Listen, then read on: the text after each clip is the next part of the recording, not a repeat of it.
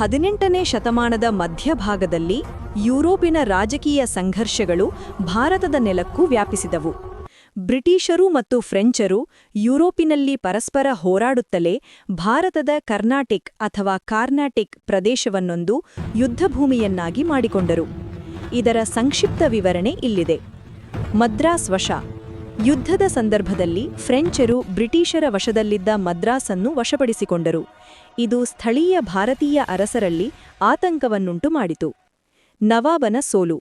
ಕರ್ನಾಟಕದ ನವಾಬನು ಫ್ರೆಂಚರನ್ನು ತಡೆಯಲು ಪ್ರಯತ್ನಿಸಿದನಾದರೂ ಅವನ ಬೃಹತ್ ಸೈನ್ಯವು ಶಿಸ್ತುಬದ್ಧವಾದ ಫ್ರೆಂಚ್ ಸೈನ್ಯದ ಮುಂದೆ ಸೋಲನ್ನು ಅನುಭವಿಸಿತು. ಬದಲಾದ ಯುದ್ಧತಂತ್ರ. ಈ ಯುದ್ಧವು ಯುರೋಪಿಯನ್ ಸೈನ್ಯದ ಶಿಸ್ತು ಮತ್ತು ಆಧುನಿಕ ಯುದ್ಧತಂತ್ರಗಳು ಭಾರತೀಯ ಸೈನ್ಯವನ್ನು ಸುಲಭವಾಗಿ ಸೋಲಿಸಬಲ್ಲವು ಎಂಬುದನ್ನು ಸಾಬೀತುಪಡಿಸಿತು. ವಸಾಹತುಶಾಹಿಗೆ ನಾಂದಿ.